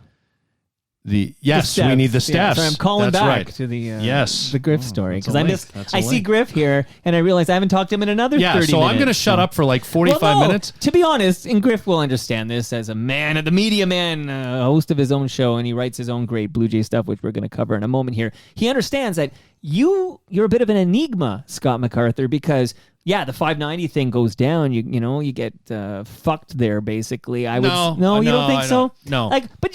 Life happens, man. You move over, they put you in a prime spot in the morning. Yeah, I know there's a pandemic going on and stuff. They pair you with an Ashley Dawkins, and then they pair you with just Ziggy, and then it's like, peace out, see you later. I won't say fucked, but that's not totally cool. You did your best on the morning show. They got to put you in a spot where you can succeed. No? Fair. You're not Fair. bitter about it, Well, but it's no. different than 1010, where 1010, it sounds like it was a good spot for you. You work with Jeff again, you're Reshmi and you get along, you know, and then it was like you realize that you're literally breaking out in hives, and it's not good for your health to be on the radio in that position. Yeah, I mean, Two different just departures. look at it this way. Like, I'm just between the Exit Philosophy podcast with Griff and some fun content creation that Sean Levine and I are planning when I get back out there. Wow. You know, I want to enjoy what I do next, and if it makes money, that obviously helps and would enhance the enjoyment. And we're working to get things there. But I really just want to enjoy what I do because it's been a while. Well, yeah, we all want you to be happy, and if Griff makes you happy, then we wish you all the luck. Hey, Mike. Yeah. I feel What like voice is that? Oh, Scott. right now I'm just listening and enjoying finding out more about Scotty Mac, and I'm feeling like Nick Taylor's caddy at the Canadian Open. I'm in the shot, but nobody cares. I'm feeling like Adam Hadwin. Yeah, I'm working security here. Hey, we all know how to we all know how to repair ball marks on the green. How do you repair a body mark? Wow, he took him out. Okay, so I was recording with Dave Perkins and who was there? Bob Elliott and Larry Milson during that. I had to give them reports during that recording. By the way, Mike, that Yeah. whenever Larry would walk into Gibby's office for bring him Larry. So if you ever drop Larry Milson and you hear a Larry in the background, that's Skibby. hey, Kenny. Gibby was doing an online show with my good friend FOTM Hall of Famer Stu Stone for a little while. Yeah, Stu Stone, yeah. He's a wrestling guy. Stu Stone is in Mike Wilner runs a geek computer baseball league, Yeah, he's in and that. I'm in it, and I just played Stone, and he swept me in 3 games the other night. So That Stu, how has Penn Murphy blown 6 saves, Griff, in my 33 games? He blew another one. Penn Murphy, part of that great Mariners bullpen last year. I'm getting stiffed. I'm beginning to understand now why What's you're wrong down. with me? No, why you're down on some people that I think are having a good year. Okay. So Sparky writes in, look, let's get serious, gentlemen, then we can goof off some more. But Sparky writes in, I just want to say that he was missed, and as a listener, I was concerned. I think I saw his mom in Sobeys a lot in Oakville. Okay, now we're getting reports. I don't know who Sparky is, though. Should I know who Sparky is? Because Sparky knows who my mom is. So. Right. Well, right. So I wouldn't recognize your mom. Just so you know, if I saw your mom, I wouldn't know it's your mom. So so Sparky knows. She's the one with the armload of palmas. The one who does on sale at Sobeys in Oakville. If I find a woman of that age who does a great Macho Man Randy Savage impression, I'm going to say, oh, that's got to be Scotty Mac's mom. Okay. But he says, to finish that note from Sparky, he saw your mom at Sobeys in Oakville a couple of weeks ago. I hope he finds peace down east. I think we all share that sentiment, right, Griff? Like when you do in a month, it sounds like in a month you're going to, and it's what, Halifax area? Is that as specific as we're going to get here? Well, it's as specific as I can get because I haven't bought yet. Oh, see, I thought you had bought a place. No. So I stayed in a Did short... you know that, Griff? He hasn't bought yet? Yeah, I knew that. And I'm wishing him peace 6 days a week, other than Monday when we record the podcast. What time do you guys record typically on a Monday? God, it's 10:30 Monday morning, so I better know it's 11:30 when I get out there. Yeah, and sometimes, sometimes 12 o'clock in Newfoundland. Google Calendar will translate that for you. Sometimes with our technological savvy, we don't get it out till Thursday. But how do you guys connect? Can I ask? Because who did I have? I did every episode for the last few weeks has been in person, but I did do an episode with the guy from Econoline Crush the other day, and we literally just meet on Zoom, and I just record my chat with him on Zoom. Like, how do you two connect? We do it on Zoom. Okay. We both record. We do the one of the 2 pages on Spotify and Apple, and then we The second Then from the other end, we post it on YouTube. So it's a collaboration, definitely. What's the YouTube channel called? Like if somebody's searching for it, is it called Exit Philosophy? Yes. So if you type in Exit Philosophy with Griffin Scotty Mac in your search bar, you'll find it, or it's youtube.com/Exit Philosophy. And again, to dummy proof this for people, if you are in Apple Podcasts or Spotify and you search Exit Philosophy and you see, because the graph, this is the problem, the picture's the same. So visually, it's like you can't tell the difference between your first one that you abandoned, although later I'll tell you how we can get rid of that because we have to kill that. But basically the one with more than one episode, right? There's only one episode. So the one that has one episode, don't subscribe to that because they're not going to update that. So the one that has like recent, the one that talks about Anthony Bass, for example, and we'll talk about that in a minute because some questions came in. That's the one to subscribe to. And you can, even when Scotty Mac's in his future home on Peggy's Cove on that big rock, you know, every once in a while, and we all took our photos on that big rock, but every once in a while you read something in the news about a tourist who gets swept off into the ocean. Okay, so when you go to Peggy's Cove, do not walk on the black rocks. They're slippery. They're slippery, and the water will just indiscriminately come up a bigger wave than expected, and I won't get within lost. 20 feet of those black rocks. Right. Okay. So that's a great pro tip. There are a lot of other rocks. Stay on those. And with photos, you know what it's like with perspective, right? You can be 30 feet away from the black rock, and it doesn't look like it looks like you're at the edge, right? So don't be stupid, everybody, because once in a while I always read that note about the tourists who get swept into the Atlantic Ocean. Scotty, that reminds me of a black rock incident in Laguna Beach.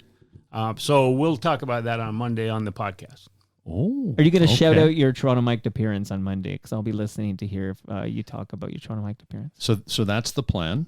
Yes. But you Am I your special guest? You need to text me to remind me, or I need to write it down because I don't remember anything anymore. He does not. And you can vouch, and I'll just be like, oh, is that? Is that something you've always had, like a bad memory? Like no, I've had a lockstep memory. I put everything in my phone now. I don't know. I don't think I've had COVID. If I have, but are you smoking a lot of weed lately or something? No, but maybe that's catching up to me. That was my late teens, early 20s. I think it has something to do with having a rash on your wrist.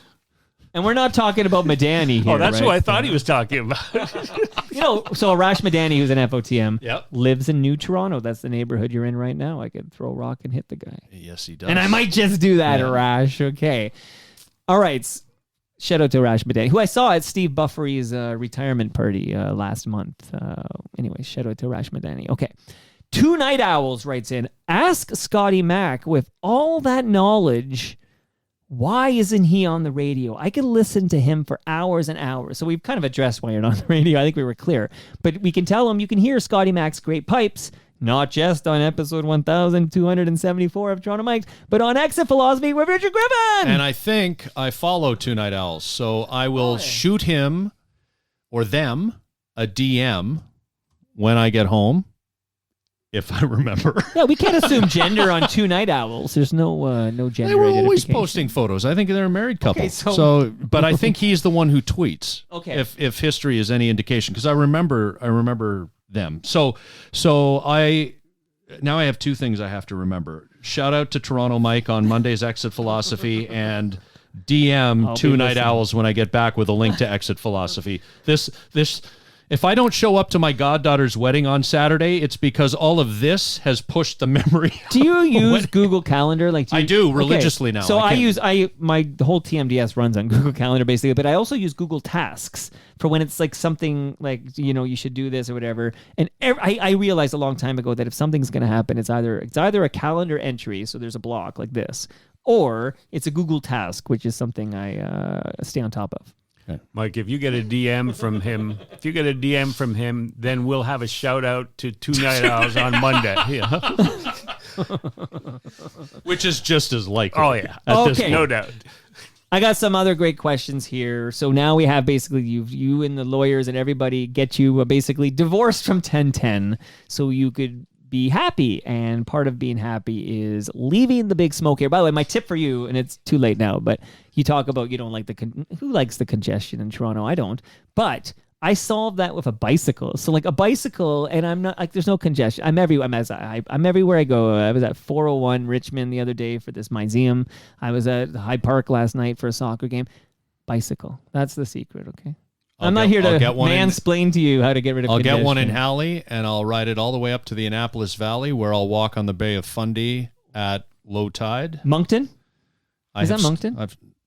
Oh, no. No, When I was in no. Moncton, I was walking on the Bay of Fundy, but okay. You would have had to go down Okay. toward the water because Moncton's not right on the water, but you wouldn't have been far. Maybe I and just that would have slept in been Moncton. Okay. Yeah, it would have been the North Shore. Okay. On the New Brunswick side, but I'm talking the Nova Scotia side. Gotcha. Look, I'm learning my geography still here. I do want to tell you another FOTM who is famous for being a Toronto guy. He's a Scarborough guy specifically. Now lives in New Brunswick, and that is Maestro Fresh West. He lives in New Brunswick. Yeah, St. John. Very nice. The home of Gregor Chisholm. And don't spell it ST period JOHN. SAINT. Yeah. I would never make that mistake, Scott. Please. Yeah, Don't next time you're in the embarrass me. press box with Gregor, write ST. Those Griff and notes watch were him. legendary. That's why Perk made his trip to Montreal. Yeah. I went to high school with a guy from Pugwash. Have you been there? Doesn't sound familiar to me, Pugwash. I think I've been by the street sign on the highway. Okay. And I drove railroad spikes in Millville, New Brunswick. Wow. Do you Amazing. remember Millville? The train fell off the tracks in the wintertime, but Wait, Melville? Isn't that a real Millville. In the area where you hammered Millville. the spikes in? Millville. yeah. Right where we hammered the spikes in. The last spike. Griff. Because of your spikes, or you were the repair people? No, I saw our foreman, our track foreman, and he was being called in Montreal West when I was going to school there. He was being called in because the train had fallen off our track. Okay. Well, you won't believe it, but a popular topic to ask you Millville. guys about is Anthony Bass, and I have a few questions, but I have just a couple more gifts real quick here. I know we shouted out Ridley Funeral Home earlier, future home of Richard Griffin, but I do want to give you guys, you pull out this white thing here. This is a flashlight, okay? This will keep you, hey, when you're on your way to the Steph's, okay, too late for that, but Is this what I need when I'm looking for his tombstone? keep you safe, okay? Shout out to Ridley At night? Funeral Home. That's a flashlight. You each get a flashlight. And this is pretty cool. This sounds great, too. I have a wireless speaker for you. Not that you techno Luddites could ever figure this out, but I can teach you. You can listen to many a great podcast with your wireless speaker. Moneris is giving you that so you can listen to season 4 of Yes, We Are Open, which is an award-winning podcast hosted by FOTM Al Grego. Al's been traveling the country having conversations with small business owners and entrepreneurs. He's collecting their stories. They're all on season 4 of Yes, We Are Open, and it inspires the heck out of me. And now that I know you two are in business for yourself, I know it'll inspire you too. Who isn't looking at this box right now and not saying boxing? Everybody does that. Absolutely. Shout out to the Garys. But yeah, you got your wireless speaker. So look at the swag you get. You know, when I come on Exit Philosophy, I hope I'm rewarded and showered with such gifts. I can't wait. You guys talked about your birthdays. Today is my brother's birthday, June the 15th. Okay. And I know he's getting one of these things. Okay, he's getting the box 10. Yeah, you know, it's not branded Moneris, right? You could, or maybe it is. Are you going to give him a flashlight from Ridley Funeral? One Why not? step closer. You can scour the grounds at night and pick your plot. He's my younger brother, so Okay. I'll get there before him. Okay, so he's only I'll take turning the high road. 85 there. That's great news. Great news. Oh, I'm not mediating that after that comment. I'm not getting him. Well, Griff's second visit. I feel we're buds now, even though it took him 15 years to get over here. Okay. And I was actually surprised. Griff said basically in a nutshell, and if I'm misstating this, you are right here to correct me, but I'm ready to come on. Can Hebsy be there? Am I right? That's in a nutshell. Yeah, I thought you guys still work together. And, Yeah, he's zooming it in too. So did Mike. But, but good point. But That's right. 5 years. I thought it was pretty asking. secure. I was asking for Hebsy because I thought he knew more because he was in Montreal. I Yeah. gave him his first gig covering. Yeah. No, it was a good Major call on League your part. Baseball, and call. he had a lot of stories that he had. But Good call on your part. I'm just busting your chops here. But I will, I really sincerely recommend the good people at the Moment Lab. They specialize in public relations, and they have a team of experienced professionals who know how to craft stories that resonate with your audience and generate positive media coverage. So whether you guys are launching a new podcast like Exit Philosophy or a newsletter or building your reputation or managing a crisis, they have you covered. And I'm happy to introduce anyone listening to Matt and Jared at the Moment Lab so you can learn how they can help you achieve your public relations goals. Say that again, Mike. Launching a podcast, managing a crisis. I got it all covered. Any crises to manage over there? Okay. Speaking It's a hat trick. So we got the hat trick. Well, okay, so this is great segue because speaking of PR and managing a crisis, I'm going to actually ask a few different questions, and then I want to hear you both on this. Who do I give credit for this? Did I take a note on this? I'm going to read this question. I don't even have a name attached to it. Okay, so Jamie Dew writes, Griff used to be a PR guy for the Blue Jays. So I am not really a PR guy, right? You're a media guy. What was your title over there? Baseball media director. Like, that's not PR. Well, It's related. In terms of baseball, it traditionally has been going back, but now when it's more corporate, yeah. you bring a lot of the corporate PR people in to manage things as well as the Anthony Bass was managed. Okay, so Jamie Dew says, Griff used to be the PR guy for the Blue Jays, and I'm very curious about his thoughts and his take, which are probably the same thing, on the Anthony Bass debacle. I used to study corporate communications, and I have a feeling this would be a case study on how not to do things for students in the future, but I would love to hear it from the horse's mouth. So hold on, put a pin in that because I got to do a bunch here in a row. Kevin writes, the Bass situation could have been handled better. Part of why the Blue Jays might have hung on to him is to be able to trade for an asset. The public statements could have been better as well. What would Richard or Scotty have done as PR for the Jays? And then Steve Cole writes, would either of your guests know if Mark Shapiro is still employed with the Blue Jays? Because he hasn't been seen or heard from since the Anthony Bass became known for something other than mediocre pitching. Not a peep. If he's still around, I'd like to hear their comments on his disappearance from public view. So much here. I will get to the rest later. But you start, Griff. You were literally with the Blue Jays until pretty damn recently, and this would have been a big part of your job handling this. How did the Jays handle that Bass situation, and how would you have handled it differently? Well, the suggestions, because they're always suggestions, you don't assert your will on these things. You make the suggestions, and the suggestion would have been to, when they brought Anthony Bass out to make his statement, that he, at that point, should have answered questions, and then that same day, that same afternoon, been followed up by Ross Atkins or Mark Shapiro answering questions about what the team was going to do. Because the comparison was to the Kevin Pillar situation, in which they immediately, the same management group immediately suspended Kevin Pillar for 2 games, and Ross Atkins flew to Atlanta and addressed the media and answered questions. And spoke to Kevin Pillar one-on-one. And so that was the blueprint for what they had done previously. And for them to say, well, circumstances have changed. Scotty and I agreed that circumstances had not regressed. They had moved forward, which made it even more important. Right.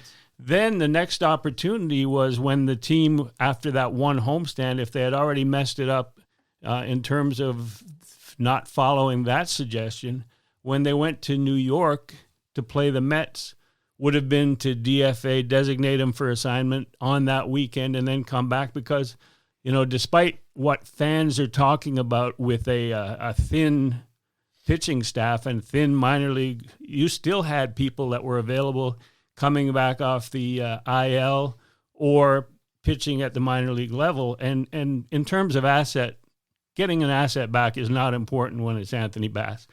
You have guys like that every winter that are free agents, and they go from team to team. There are guys, they may be good guys, but they have been with 5, 6, 7 teams because there's so many of that type of pitcher available. So waiting for an asset was not a factor, but it could have been factors of having to deal with the union, the Players Association, having to deal with MLB. I was disappointed that Billy Beane, who was an openly gay, one of 3 players, former Major League players, who is now vice president for Major League Baseball, didn't come out and make a statement or take the forefront in that situation. And then the other thing would have been the agency of Anthony Bass and whether the Blue Jays management, and this isn't an excuse, whether they had dealings with other players that they may have wanted in the future or have had in the past or had a good relationship. But in any situation, in any case, they did not handle that well. And Scotty and I discussed it, but Scotty, what's your take on that? Well, I thought, because I remember doing 20 minutes to start my old TSN 1050 show the day after the Kevin Pillar thing with Jason Mott in Atlanta. And I remember thinking and saying on the air, this does not have to be what defines Kevin Pillar. There are certain steps that you need to take, and here's what I think they are. And my understanding, with the help of some terrific reporting by John Lott a couple of months later, because Kevin kept, to Kevin's credit, he kept a lot of the work that he did quiet. And then when John Lott approached him, he opened up about it. But Kevin Pillar put the work in, and he talked to queer adolescents and queer people and heard their stories. And you know, has that made Kevin Pillar a better person today? Well, you'd have to ask him that question, but there certainly haven't been any hiccups since. I think the difference here was that was just a moment. And we can talk about if you're yelling the 3-letter F word off the tip of your tongue when you get frustrated, that must mean that it's a word you use more often. But this was more insidious. This was a posting, a taking down, a reposting, a taking down, a doubling and tripling down over a 10-week period, a 10-day period when addressing the media. This was the general manager of the team, even after DFAing Anthony Bass, insisting it was only a baseball decision, and then feigning surprise that there might have been people out there who were offended. And it's so disingenuous. And that's what killed me. And having been around those guys in their earlier days and talking to people who experienced those guys up close, in uniform or otherwise, having worked for them, their lack of authenticity, which hasn't often been talked about, was revealed over the 10, 12-day period of the Anthony Bass situation. The veneer, the facade got torn down. The culture, values, collaboration process, HR speak, was revealed to be the nothing burger that we know it all is. And more missteps, Mike. They took Anthony Bass aside and had Shai Davidi and Canadian Press with an exclusive interview overnight, posted at 8 o'clock in the morning. And then they had scheduled Ross Atkins in the dugout to discuss what was said in that and the apology. And it's not, Scotty and I agree, it's not up to Ross Atkins to say that it was an acceptable apology. It's up to the Pride community. I know that's not a great expression for it, but it's up to the people that were offended to accept the apology or not. And when Ross Atkins came into the dugout, he believed that he was addressing or riffing off of what Anthony Bass had said in the paper and online overnight. But that's not the case, because the Jays media department brought Anthony Bass back out at the request of the other writers who didn't have access. And all of a sudden, he made what Ross Atkins said look stupid, because he said the question was, why did you repost it? He said he took it down because it was a distraction. And that was obviously what the PR department had told him. It's a distraction, take it down. And then he was asked why he put it back up. And he said, well, it's because it's my beliefs. Right. And that went completely contrary to what Ross Atkins had just said. I don't believe Ross Atkins knew he was coming back out to address the rest of the media. And the whole thing snowballed into something that has made the organization look terrible, and Mark Shapiro as Where's Waldo? Well, Steve Cole's follow-up was, do your guests, that's you guys, by the way, do your guests think Ross Atkins was outright lying with his nonsense about Bass's sincere apology, or do they think he was simply naive and played for a bungling fool? And what, if any, are the long-term ramifications for the Blue Jays as a result of this incident, internal and external, reputation with fans and around MLB, attracting free agents, et cetera, et cetera, et cetera? Well, I think I think the Blue Jays just wanted this to go away, and the irony of the way they handled it is that if they had gotten out front of it, it probably would have. Yeah, remember what gone player away. we're talking about, right? Like it's an Right. easy call, really. If you look at it, it could have been a star of this team. Look, I mean, this is a somewhat asinine comparison, but for the sake, I will make it. Where would Tylenol be today if they had behaved like ostriches when a bunch of those bottles got laced with cyanide in the early 80s? Or Maple Leaf, right? When they Right. came out in front of their listeria. Right. Like skin. you've got to get in front of this stuff, not necessarily to control the narrative, although from a corporate perspective that would be part of it, but it's so that there is the proper accountability and the proper steps taken going forward so that there's a best case solution for everybody involved, and that includes Anthony Bass, right? That train left the station and Ross Atkins was left sort of pulling out his pockets, and he didn't have the token to get on board. Right. What was the second part? I'm going to just quote you in a tweet, Scott, that you wrote. It all starts at the top, remember, the very top. And then I hope this is a shout out to the Friendly Giant. Although, are you like, I'm doing the age check. Like you said, you're 44. So I don't Well, even. not quite. Okay. In a few days. Did you watch the Friendly Giant?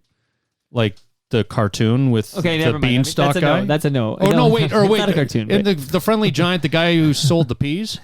No. Oh. But because you wrote then in your tweet, you wrote, Oh, Green Giant. that's the actually, you know what's going to blow your fucking mind right now, Scott MacArthur, when I tell you that ad campaign about the Jolly Green Giant, different than the Friendly Giant. The little, I don't know what his name was, but the little kid, there's a little version of that Jolly Green Giant who was voiced by Stu Stone. No way. Yeah, that's a true story. Okay. And by the way, I'm not Stu even Stone swept me in my Nerd heard. League series, and I'm not at all angry about it. Mike Wilner's tweet did an age. Also, Mike Wilner, who I quite like, he comes here often. He's a good FOTM. But Mike Wilner was like very happy with that script that Anthony Bass read, and I'm like, someone wrote it. Someone wrote this piece of this document that all he did was read it and then not take any questions. I was unimpressed, but anyway, I digress. Shout out to Mike Wilner. But you finished that tweet. This is all to say you finished the tweet with "Look way up." I thought "Look Way Up" was a Friendly Giant reference. That's the Friendly Giant reference. Yeah. See, Griff knows because that show started in 1952, I believe. Yeah. Like, so I was a big no. Not to age you, Griff. No, but that show Griff. started in 1952. That wasn't to age Griff because I watched The Friendly Giant, and it did last until the 80s. I was watching it in the late 70s, early 80s, so it lasted a long time. I was watching it late 60s, early 70s. Yeah, So I loved there you it. go. I was okay. So I just recorded. I mentioned I was at 401 Richmond, not far from 299 Queen Street, there, Scotty.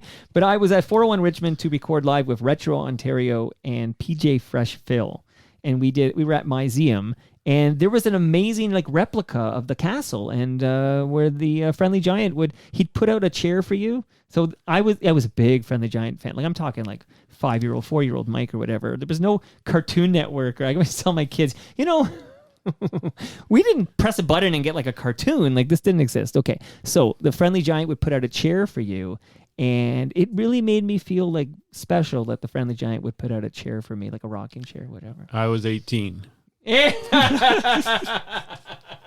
It's still putting out a chair. By the way, shout out digress. to PJ Fresh Phil Yeah. because that's not a name I've heard in a while, and I remember him on YTV as a kid back in the day, in between shows, right? Of course, I mean, interstitials, and That's he was amazing. a PJ, obviously, Yeah. which was like a VJ on Yeah. YTV. But he had there was a few animals like puppets that would be co-hosting with him. I think one was called Gronk or something. I always felt I'm older than you, so I felt a little old for YTV when it debuted in the early 90s. Yeah. I was too cool for it. But PJ Freshville, I'm telling you, this guy's full value, and he does great impressions. I'm not sure if I was allowed to laugh, but I did. He does a great impression of Jojo Chinto and Harold Hossein, who, of course, Richard might City know TV. from City TV. The legends. There you go. So, shout out to PJ. That episode's in the can for you. It's a couple episodes ago. But basically, back to your tweet. He goes, this is what you wrote. Anthony Bass out there making everything his general manager said a mere 15 minutes ago prior sound completely fraudulent. because, well, everything the general manager said was completely fraudulent. It all starts at the top. Remember, the very top. Look way up. Not the Friendly Giant reference. Well, what did I mean by that? I meant dinners at Mar-a-Lago. And there are a lot of rungs on the ladder between Anthony Bass and dinners at Mar-a-Lago. Yes, a lot of rungs. But the people at the very top hire the people below them, who hire the people below them, who hire the people below them, and on and on and on it goes. So the culture, the values, Yep. the name all the HR speak you want, the collaboration, the process, Yep. the best is yet to come.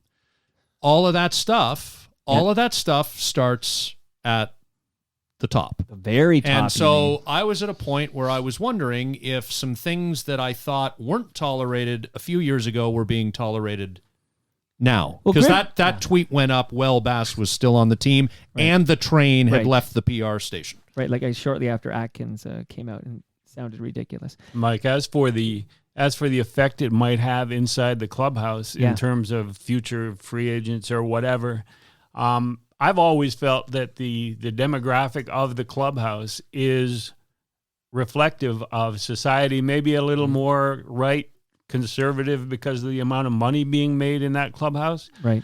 But to center it around the Anthony Bass situation, I remember over the years, players have been renewed. Their contract can be renewed, and it's what happened with Alek Manoah, where you think you should be making way more money. You get renewed for just above major league minimum, which is what happened to Alek Manoah.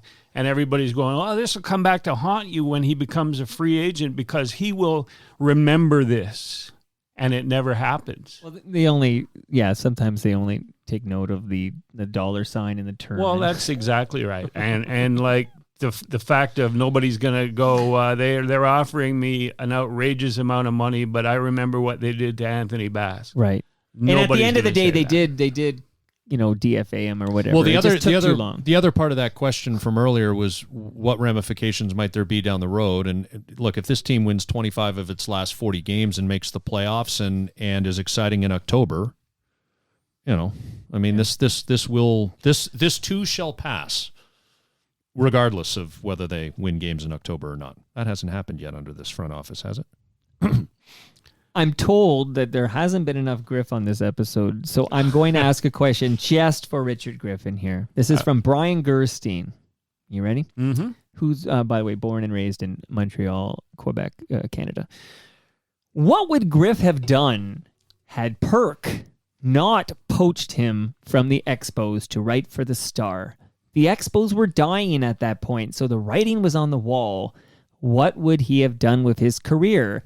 Like sliding door wise, if Right. Perk had not taken him out for lunch. So on Sunday, Perk told a story. I asked for each of the three gentlemen, I asked for their favorite Expos memories.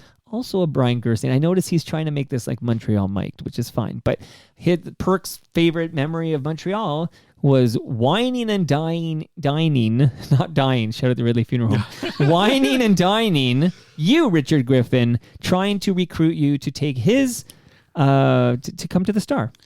Yeah, and coincidentally, all of that recruiting happened before the strike. But the strike was on the horizon, and the Expos needed to win that year. They had the blueprint of the new stadium for downtown. 1994, by the way. Right, 1994, and it was like August 11th of 1994, the strike hit. And even at that point, Kevin Malone, who was the GM, and Philippe Alou thought that it was going to be very short. The team had just pulled away from the Atlanta Braves and was going to go to the playoffs, whether they went to the World Series or not. Once you get into October, it's a crapshoot. But the belief in that clubhouse was that it was a World Series winning combination, a World Series winning team. Fantastic team. The strike hit. The World Series was canceled. Dave Perkins became the sports editor at the Star. I had already been approached, and he originally said, "Who would you recommend?" And Mike Farber, and Jeff Blair, and a couple others. But then he was interested for some reason in me, so I wrote It's those notes. the notes. The Yeah, legendary that's exactly notes. right. Yeah, 92, I've 93 heard those World stories 100 Series. times. but I wrote a column. He asked for a couple of sample columns while the team was still playing, obviously in July and August. And so I wrote one on Pedro Martinez and I wrote one on Larry Walker. That's pretty good choosing right there. Right. And so when the strike hit, everything was put on hold in terms of looking for a baseball columnist because, there was no baseball being played. But in the meantime, Claude Brochu, who was president and part owner, majority owner, even though none of his money was involved, but he had been given so many percentages, 10% here, 10% there. Now he's the majority owner. He's president. And he laid off our traveling secretary. And he told me I was going to be the traveling secretary and the PR guy. And then they were giving me broadcast lessons, which obviously never kicked in. And they were going to make me a radio guy. And I was hosting a post-game talk show. Right. I was hosting a post-game talk show. And one time I was in the training room, and Larry Walker said, isn't that your intro music? Because I did it across the hall and I had forgotten about it. And they played like 13 minutes of my intro music. And he said, I think you're on the air. I went, oh, shit. That's funny. And I ran across the hall. And one interview in that, I knew radio wasn't my main gig because one interview I did with Jim Fanning, who was the manager in 81, went to the World Series, or went to the Blue Monday. Blue Monday. I've heard of that. Yeah. So there was, I was doing an interview. I did an hour interview with Jim Fanning, and his microphone wasn't on at all, and nobody from the station told me. Oh, my God. So they were hearing him through my microphone. Yeah, bleeding into yours. Yeah. And so I said, and I was going to have to continue doing that talk show and be the traveling secretary and do PR and do radio color. And so I said, well, maybe I could find something better to do with my. Right. And I remembered Perky, and we continued to talk. And when baseball came back, I went down and I met at the Founders Club with some of the Star people, and went home, and then found out that they had decided that I might be that guy. So that's how it happened. The way Perk described it is once they had you, it was all about getting you for the lowest amount of money possible. Like this was the next goal, I guess, with Perk. And I won't ask you what that dollar figure was, but it got you to Toronto. So no regrets, Mr. Griffin? No, absolutely not, because of the situation that was going on there. Right. I've had a great time, whatever I've done in 51 years of Major League Baseball. 51 years. And there's nothing that I would turn around and say I don't want to, or I wish I had never done that. So, because you said that the conversation started before the strike. Correct. Expos win the World Series in 1994. It's a different world. Yeah. Do you stay or do you go? Do you come to Toronto? I might have given Perky the finger. Okay. All right. But it all came down to playing in the World Series and the ability to build that new downtown stadium. But in June and July, internally, we knew more about whether there was going to be a strike and how long that was going to be than the fans did, and then Perk did. And so I was sort of looking at that and going, "Oh, this is going to happen." And so I was predicating all of my negotiation on that. But I didn't, I could have renegotiated for more, is what you're saying, Mike? It sounds like damn, you left a little money on that table there. That's my one regret. That's his one regret. That's his one regret. And if I remember this, we have to flesh this out totally on an Exit Philosophy episode. Well, you got to make a Google task to remember that. If I can remember, I've got I don't even remember the first two things I told you earlier I was going to remember. But because you knew, Griff, once the strike hit and the season got wiped, that Walker was going to leave in free agency and all those, it happened in a trickle, I know. But wow. It was, I remember when replacement players, I had already taken the Star job. I was sitting in the stands with Claude Brochu in West Palm Beach, and he said, unless we get the full settlement Unless we get the full revenue sharing, this will not survive, and we won't be able to bring this team back. And it didn't happen. Spoiler alert. Judge Sotomayor, who's now in the Supreme Court, settled it in favor of the players, and all of a sudden, as soon as the replacement players went home and the regular players came in, Marquise Grissom walked down to the Braves clubhouse. John Wetland went to the Yankees. Larry Walker signed as a free agent in Colorado.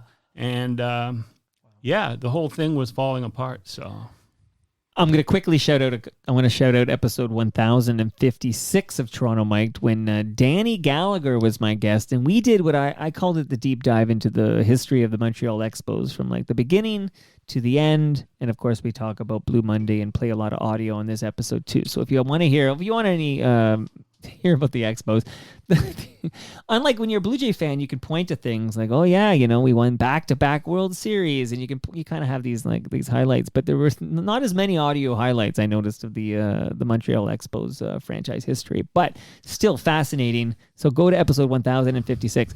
And just quickly, I want to shout out recyclemyelectronics.ca, because if you have any old electronics, old tech that you need to get rid of, don't throw it in the garbage. It ends up in the landfill. Those chemicals are not good for the landfill, not good for Mother Earth. Go to recyclemyelectronics.ca and find out where you can drop off your old tech, old electronics to be safely disposed of. Thank you to the good people at EPRA. Okay.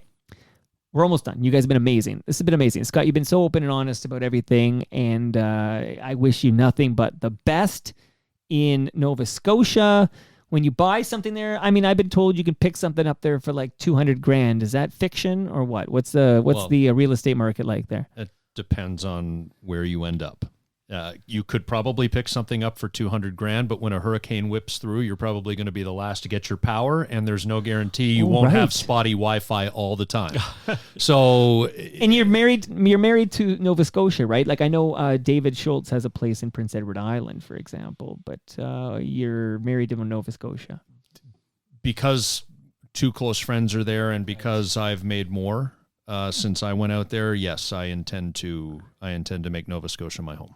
Okay, and if they are looking for a new lighthouse person on Peggy's Cove, you'd be interested in that. Absolutely. Well, I love this story. If it involves thinking.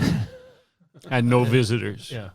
There's a lot of visitors at Peggy Cove. You can just stay in your lighthouse, though, and just hope nobody gets on the black rocks. Perfect. Okay, so thank you, Brian, for the Griff question about the Expos sliding. So if Perk doesn't take you out to lunch, we can't ever know what would have happened to Richard Griffin, but I think it had more to do with the strike. Okay.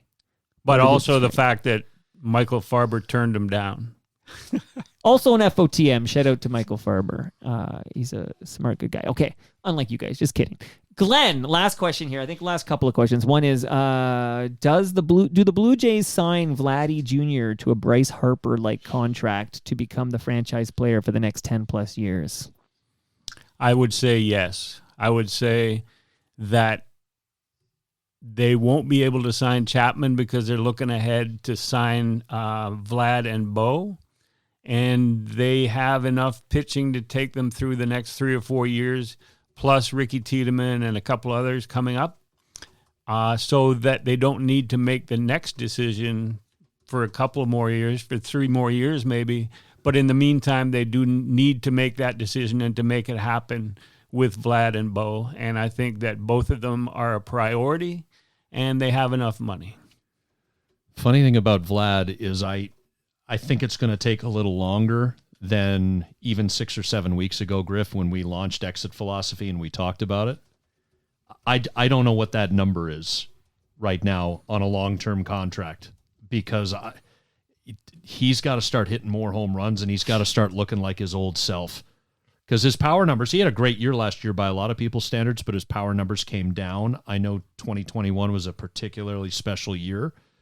But this idea that he's just 10-400 or 12-400 at this point, I mean, that's a lot of money. You've got to be sure, and because you still have 2 years of team control, I don't know if that's a decision they've got to make in the next few months.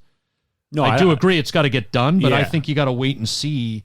You got to see this guy play a little more. But the thing about Vlad is that even in the minor leagues at Class A, AA, AAA, he wasn't a home run hitter. He was not. That was not his DNA. It And was that's hitting fine. line drives of 100+ miles an hour, and he just needs to elevate them. And he did it that 1 year with 46, I think, 48 home runs.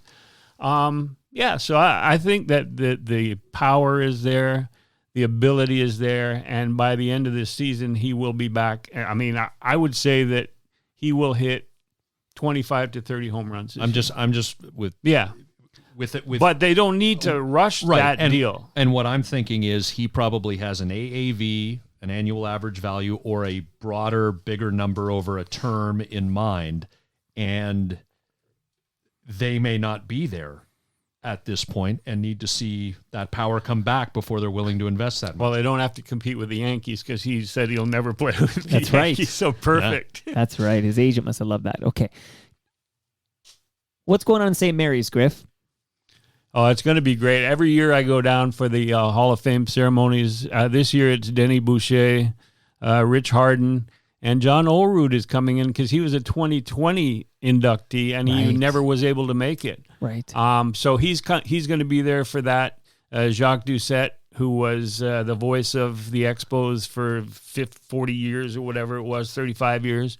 And so it'll be a ceremony. Ferguson Jenkins is having a street named after him, dedicated outside the front of the Hall of Fame. And there's a golf tournament tomorrow where I go and I'm sort of a celebrity. So it's all good.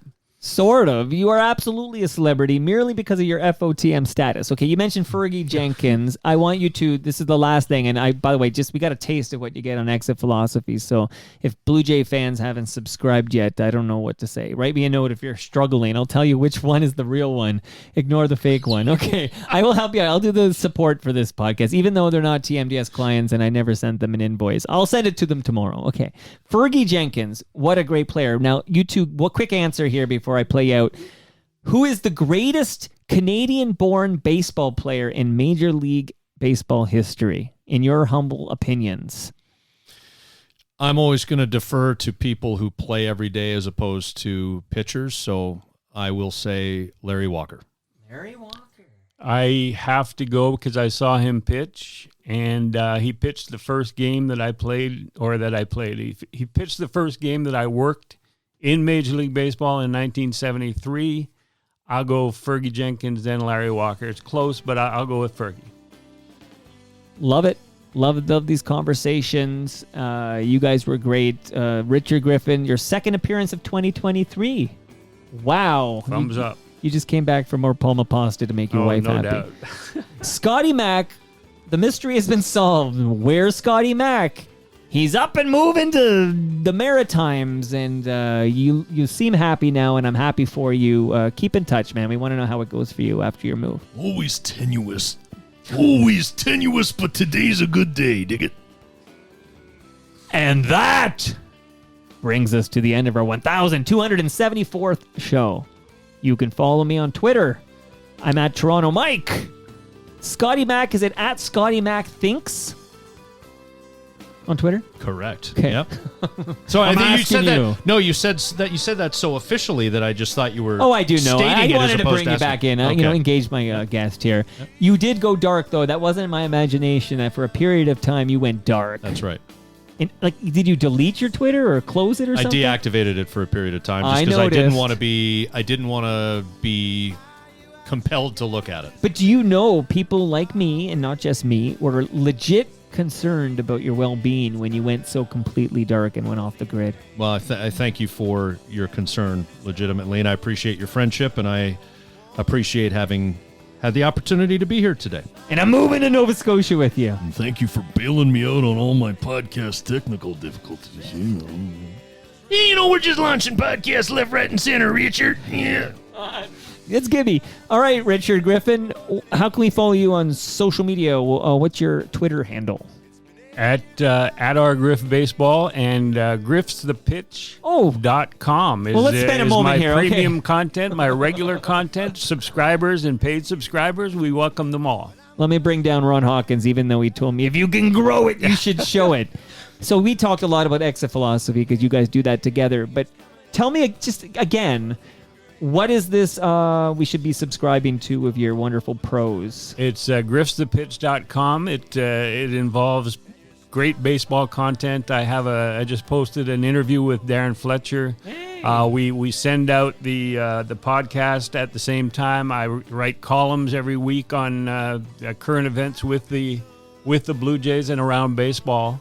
And power rankings, there's a bunch of stuff on there for people who love their baseball and love their Well, you Blue know your Jays. shit, and you're a good writer. And for anyone who's interested in Blue Jays baseball, there's a plethora of options available merely from you two. This is fantastic. And the best part of Griff's the Pitch, it's Griff unedited. That's the best part, Griff. Raw. We'll call it Griff Raw. Okay. So do that, everybody. Great Lakes Brewery. I got some beer for you guys to take home with you. They're at Great Lakes Beer. Palma Pasta is at Palma Pasta. Don't leave without your lasagnas. Moneris is at Moneris. You've got your wireless speaker. Recycle My Electronics are at EPRA_Canada. The Moment Lab are at The Moment Lab. And Ridley Funeral Home are at Ridley FH. See you all tomorrow when Blair Packham drops by to kick out the jams. Bye for now. Your smile is fine and it's just like mine.